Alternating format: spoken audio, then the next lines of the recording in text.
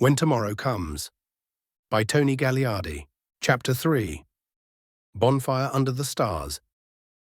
The night wrapped across Crescent Beach in a soft amber haze. Torches lined the sand, their flames dancing in the breeze, casting long, flickering shadows toward the roaring bonfire at the beach's center. Around it, the guests gathered, the kids in pirate hats and sashes, adults in linen shirts and sundresses, sandals kicked off, the day's worries surrendered to the night. The scent of cooked fish, salt and firewood filled the air. Matteo stood beside the flames, a ukulele tucked under one arm, a smile as wide as the sea stretched across his sun-weathered face. He strummed a few soft chords, testing the rhythm against the fire's crackle. His eyes swept slowly across the gathered children, lingering on each treasure that caught the firelight, the thunderbolt pendant against Luca's chest, Maya's star glinting silver, Noah's coin spinning lazily in his palm, Danny's crescent ring catching the flames, Isla's wave charm shimmering like water in the firelight. Something ancient stirred behind Matteo's weathered features, as if he were seeing not 5 children with trinkets, but something far more significant. Their joy from the day's adventures still radiated from them like warmth from the fire, and that happiness echoed deep in his heart. The wonder of a child's mind, he knew, was the most powerful magic of all.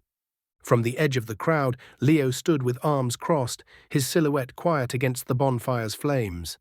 He watched Danny and Luca as they played and laughed with the others, 2 kids he still struggled to call his own, though the sea had a funny way of weaving people closer.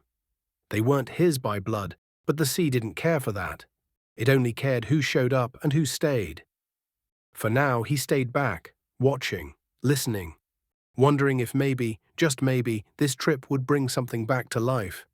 The children clustered together in a semicircle around Matteo, their newly found treasure tucked into belts or swinging from their necks. Behind them, parents and other adults lounged on driftwood benches and woven mats, rum punches and sparkling sodas in hand, laughter simmering just beneath the surface. Matteo lifted his voice. It was weathered but warm, and as he began to sing, a hush fell over the beach like morning fog. Come sail away with me, we'll sail across the sea. Come sail the ocean's blue, we'll sail away together. The children swayed first, hands moving, fists pumping the air. Luca waved his map like a flag. Maya twirled her scarf trailing like a comet. Noah leapt and pointed his wooden sword toward the stars, full of theatrical flair. Sam, Marina, and DJ clapped along, offbeat but smiling. Matteo's voice carried on, low and rhythmic, buoyed by the rising voices of the children. Together, together, he sang. Together, together, they echoed. We'll set sail on the morning sun. We'll have so much fun. Across the tide and over the sea, we'll cast off together. The chorus swelled, more voices joining in, off-key but earnest. Hands clapped, feet stomped, and a makeshift tambourine jingled from somewhere in the crowd. Someone beat time on an overturned barrel, creating a rhythm that seemed to pulse with the island's own heartbeat. The song weaving through them, infectious and joyful, pulling them all into the simple pleasure of singing together under the stars.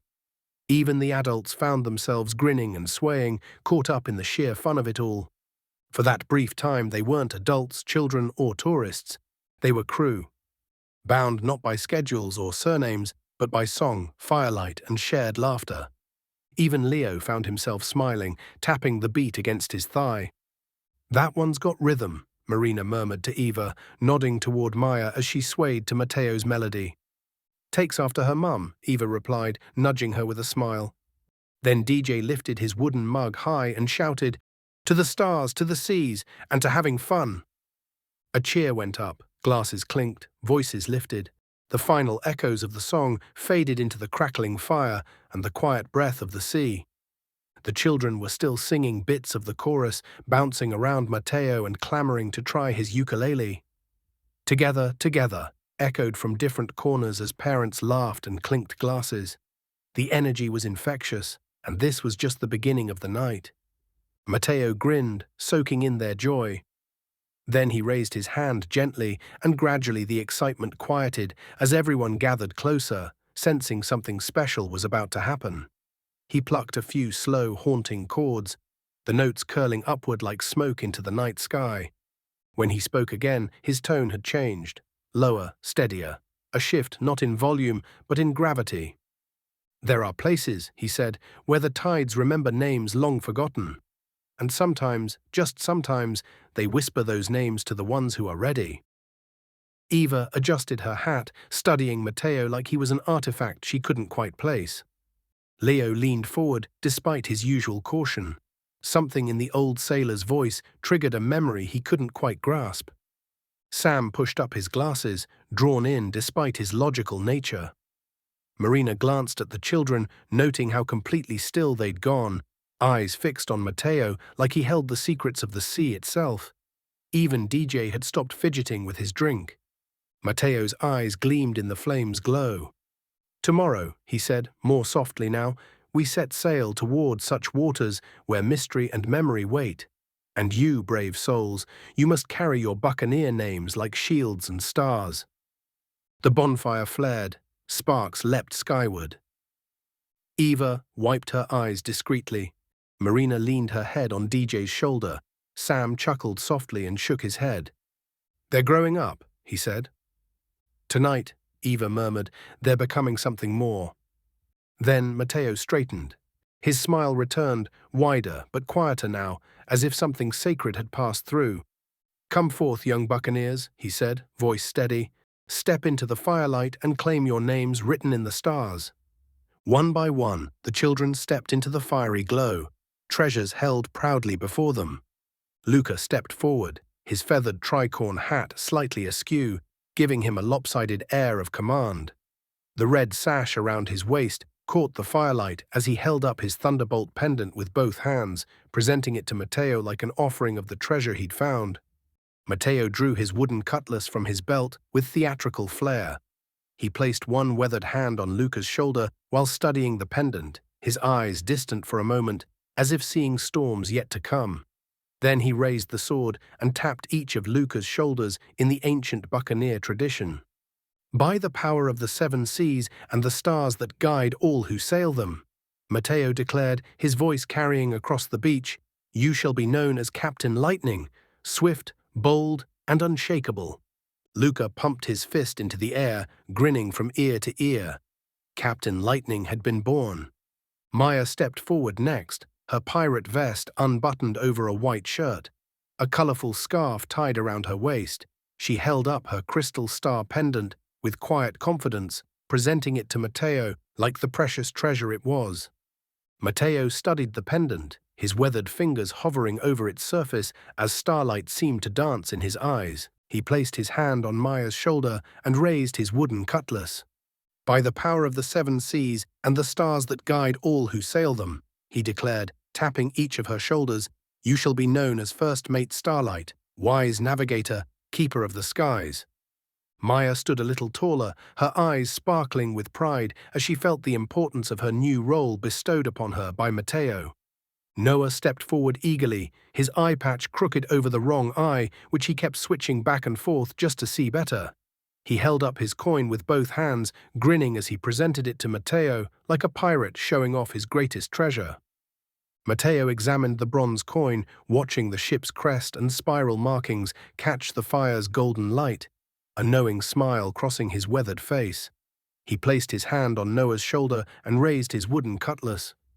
"By the power of the seven seas and the stars that guide all who sail them," he declared, tapping each of Noah's shoulders, "you shall be known as Quartermaster Quick, clever and nimble, never lost, never late."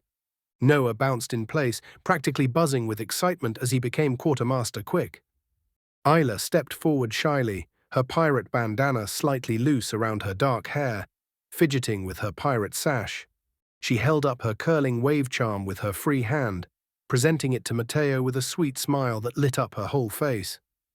Matteo knelt down in front of her, studying the wave charm that seemed to shimmer with its own inner light. His eyes softened as he placed his hand gently on her small shoulder and raised his wooden cutlass. "By the power of the seven seas and the stars that guide all who sail them," he declared, tapping each of her shoulders, "you shall be known as Buccaneer Brightwave, bringer of laughter in storms and peace to wild seas." Isla practically glowed with happiness as she whispered Buccaneer Brightwave to herself, like a magical secret. Danny stepped forward last, quiet and observant in her simple pirate vest, her silver crescent ring glinting in the firelight.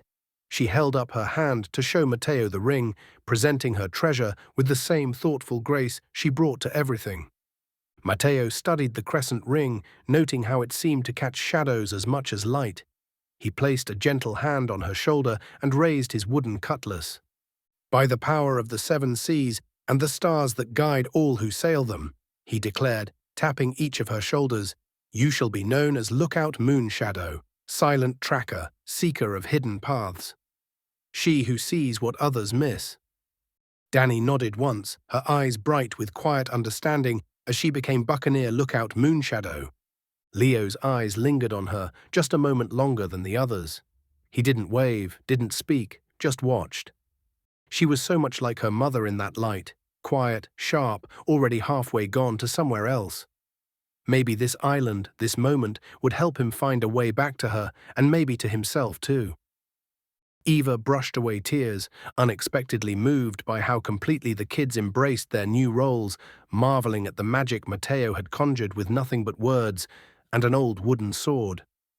Sam found himself grinning as he watched Noah bounce with excitement, remembering his own childhood dreams of adventure.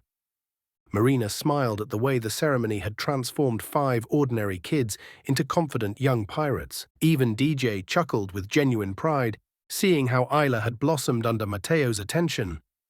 The cheers rose again, names shouted into the dark, echoed by the surf. As the laughter and cheering gradually settled, Leo stepped forward from the edge of the gathering. When he spoke, his voice carried across the beach, and everyone turned to listen. He raised his glass, his tone carrying the authority of years at sea. "Tomorrow, young buccaneers," he said, "we sail beyond maps, beyond time, into legend. Each of you will carry your names like shields and stars. Tomorrow you will sail as true buccaneers across the seas." The children huddled close, treasures clinking like quiet promises. Above them, the constellations turned slowly, watching, waiting. And just across the water, Tomorrow rocked gently in her berth, ready for dawn.